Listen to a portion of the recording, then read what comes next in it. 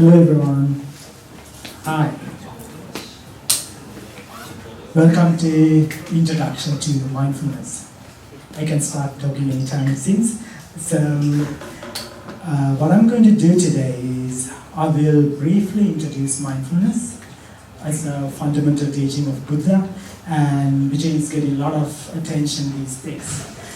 And so it's a little bit of a buzzword also, probably as you know. However, it is initially, the term mindfulness initially used to kind of translate the Pali word sammasati. Sammasati in the sense means correct awareness. And what is correct?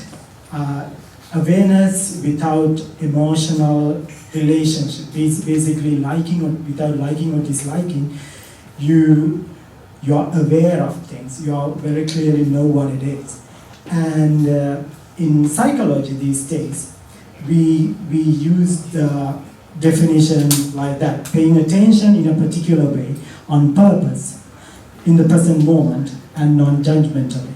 So as you know, as I wrote here, there's 3 different unique concepts which is involved, like associated with this definition. One is samadhi. This is concentration on one thing deeply, and also on the timeline to longer, and also equanimity, which means not having emotional bias, both ways, liking or disliking, for the smallest things to bigger things, like things in your life, experience you go through. So, okay, that's mindfulness is a kind of mental factor you practice, try to cultivate, and why you should do this. Probably you might be thinking, why should we learn to be mindful? So the answer is, most of the life we are like living, noticing things in the outside. We rarely look into ourselves. So mindfulness teaches you to look into yourself. The same, of course, you're looking outside as well as when you go through these experiences, how you process things inside your self through your mind is the part you are trying to learn, what you are learning through mindfulness. If you have mindfulness, you're more aware of these functionalities within yourself. So, if I try to say it in another way, so we kind of, most of the time, when you get angry or something, you don't think and get angry, you're automatically getting angry, right? So you don't think I wanted to get angry. You are more in a reactive mode. But if you had mindfulness, you wouldn't react without noticing. You wouldn't react automatically. You rather think and act accordingly. So that's why you wanted to have something like mindfulness trained inside in yourself. So you wanted to have mindfulness in your thought processes. So I said why, and we should do it. And the most proven way to cultivate mindfulness is to meditate. So that's the way you cultivate mindfulness. So since we are all here, we are going to do a 5 minutes meditation, like right here, right now. So are you okay with that? Are you sitting comfortably? Okay, great. So let's start.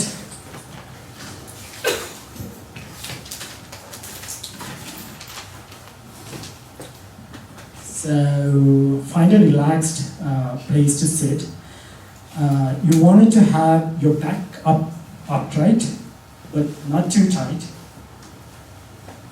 And you want to, resting, your hands resting comfortably wherever you wanted them, and please gently close your eyes.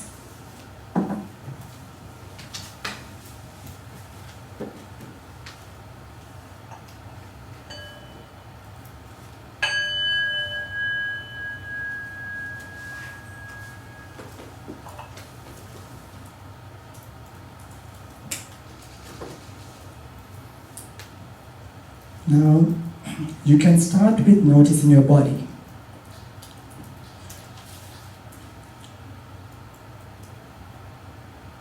Noticing the shape of your body, weight, touch, and you let yourself relax and be curious of your body. Relax any area of tightness or tension.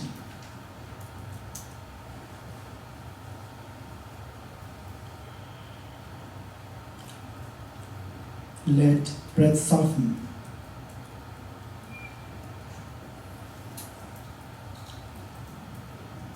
And now, begin to tune into your breath.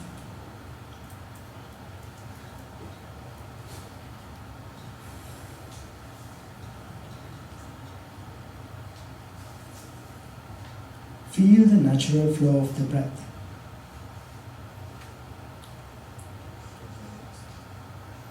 Don't need to do anything to your breath. Not long, not short, just natural. See if you can feel the sensation of the breath on your nostrils.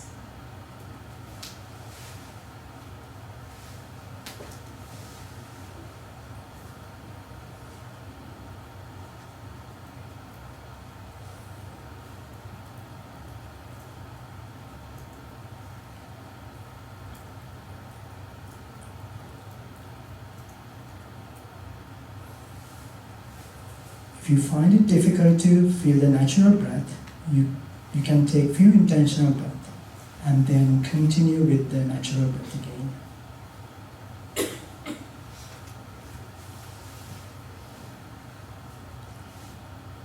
Feel that sensation of the natural breath on your nostrils, one breath at a time.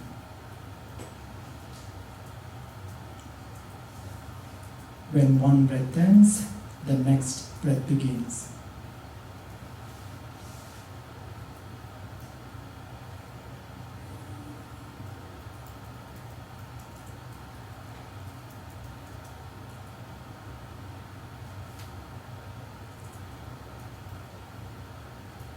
See if you can feel each breath this way continuously.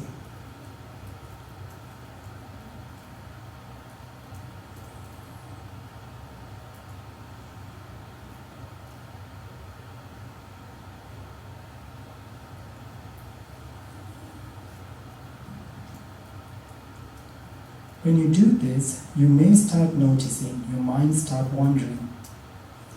This is normal, and that's the nature of your mind. Whenever your mind wanders, your job is bringing it back to your feeling of the breath. Very kindly and gently, without any blame. And continue with feeling the breath on your nostrils.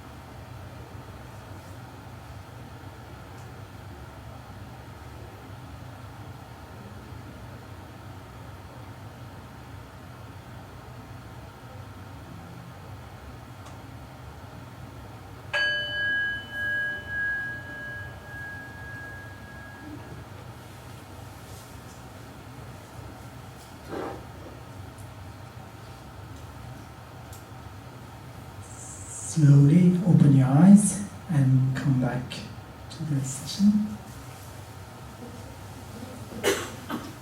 I didn't really count the time. I guess it was about 5 minutes. How is everybody's feeling? I'm sure some are relaxed, some are little even sleepy.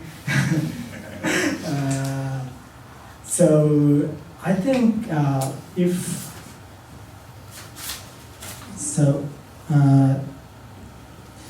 I have to give an analogy, like meditation is like going to the gym for your body. You're going to the gym for your brain. And you're not planning to stay in the gym. You're going to the gym to strengthen your body and live a better life in the real world. In the same sense, meditation is a place to recharge, look into our mind and strengthen it. It's a practice, and the effect of it has to come in the real world, in the daily life. So it's a long process.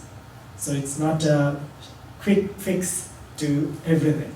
But if you have a routine practice, it will definitely help you in, as it did for me, which I seriously started 6 years ago. So, and in the same sense, so in Buddhist psychology, it's like they say there's 3 things: Sila, Samadhi, Panna. Sila means morality, means living a meaningful life. And Samadhi is the concentration-related thing, everything. And Panna is the wisdom. So all these 3 things interrelated, in the sense, you can't pollute your mind and concentrate and live a good life. So these are like legs of a chair, 3 legs. You have to have all these things in the same strength, in the same length, kind of, same length. That way, you can live a more meaningful life. That's basically the idea. So these are very old, 2,500 years old philosophies.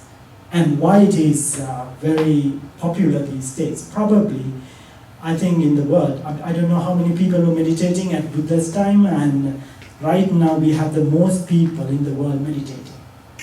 And the reason or why we're doing is technology and science. So these philosophies were investigated through scientific methods by pioneers like John Kabat-Zinn and Richard Davidson. So they were meditators already, and they started a long time back before this became popular. As an example, John Kabat-Zinn, he's a molecular biologist from MIT. He was meditating while he was in university, and from 1979, he started this program called Mindfulness-based stress reduction at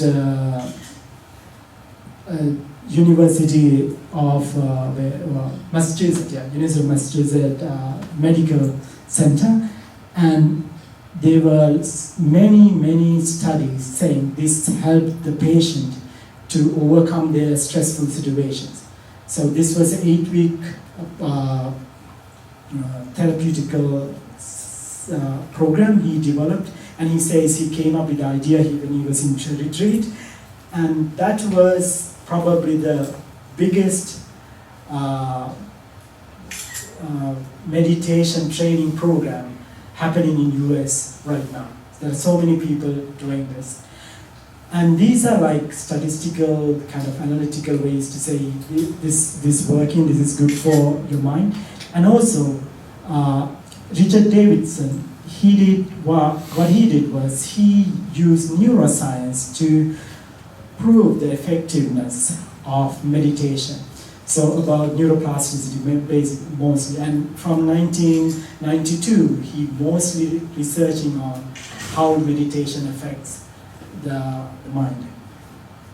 And so on this topic, I mean, probably until 1980s, scientists thought brain wouldn't change. What you learn, it will degrade with the time when you age. after a certain level. But they found out, and not just meditation, neuroplasticity is there, then you can train and activate brain until you die, even in later ages. So in the same, I want to show few research papers if you are interested, if you can read about them. And the first one is from Harvard. This one basically scanned a lot of long-term meditators, and they showed that the physical structure of the brain is different from normal people. So that's the first big, very popular, famous paper. And the next one is, these are long-term meditators. The second one is who's practicing mindfulness-based stress reduction. After 8 weeks, there's on change in your brain, in the brain matter. That's the second one. And the third one is it's on the Nature scientific reports, very recent. Like a lot of meditators would know, the way you breathe is directly related to your state on your mind. So they show that if you are a long-term mindfulness trainer, meditator, the way you breathe is different, basically. So this is regardless your age, culture or anything, it's changed throughout everyone. So there are a lot of papers like that these days, and thanks to the pioneer works done by people like Richard Davidson, and now there are hundreds of bright minds working on this area right now in neuroscience. Also, thanks to that, we can see secularization of meditation, like mindfulness, in every corner in industry, healthcare, workplace, sports, schools, everywhere. So, in the same spirit, like in Rakuten, we have Mindfulness Club, and we actually started this unofficially last year around this time, and we are official. Right now what we do is, we come twice a month, we come to work 1 hour early, and we sit and meditate together. So if you're interested, please join us anytime. We are very welcome. This is more a group of actual meditators in this company meditating together. So it will be nice for you to connect with them and get to know their opinion also. So we meditate 20 minutes, then we have a discussion. That's the usual way we do. If there's a new meditator, we have an introduction also in the beginning. And the same way, like mindfulness and this idea of what is to be a human, like a best state of a human, like a human condition is getting researched more scientific way recently, like within this 10 years, and we have positive psychology. You can see this in computer science also, especially the field human-computer interaction. Up to now, like computer scientists don't want to evaluate anything related to people because it's so fuzzy, you don't want to. So in human-computer interaction, what we usually do is we evaluate how efficient the system is, or how cool it is, or how sticky it is. But now there's a new field called positive computing, the design and development of technology to support psychological well-being and human potential, because we can evaluate human well-being in a way. So this is the end of the talk. So mindfulness is very good for you. I recommend any of you to try it, and it's secular. You could be from any religion, any background, you can try it, and try to understand the theory behind it also. Because learning, and if you have time, take a retreat. It's all good for you. And try to have a daily practice. It's almost like brushing your teeth. When you do it, you cannot think why you don't do this and all. So I meditate every day now. So and then you can become a scientist of yourself. In the sense, you will know how things affecting you inside, in the same way you will have eyes into yourself, which is a great power to have, like navigate a very messy world sometimes. Thank you very much, and I'm open for questions.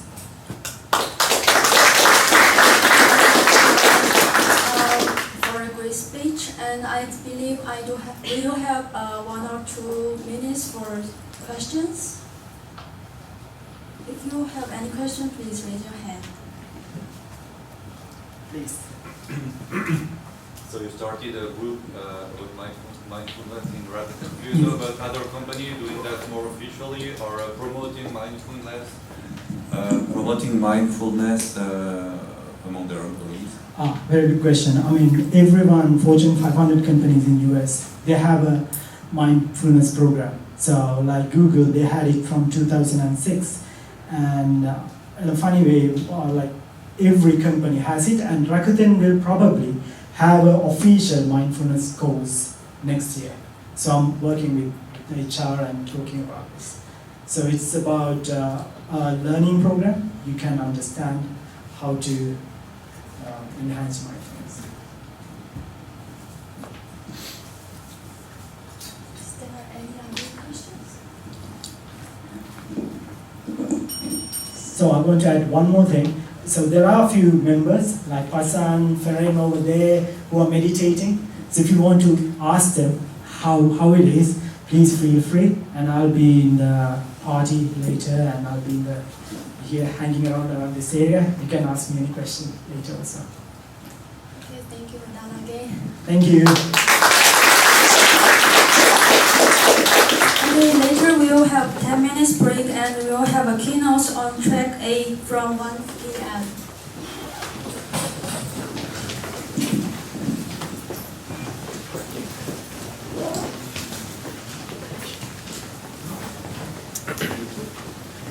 Thank you.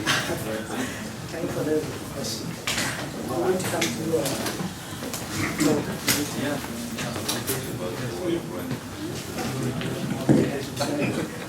Okay, so from 1 p.m. we will have a keynote speech at track A. So please move to track A. So I'm working with the W3C,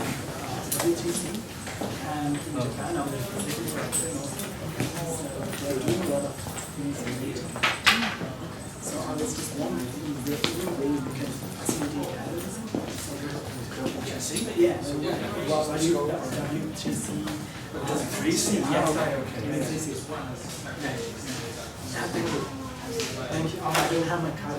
Would you like to come? Yeah, I'll come. I know I'd love to talk more about that. Because they're more about opening up. But for us, is there a way to kind of push certain parts of standardization that will be helpful for us? That's all.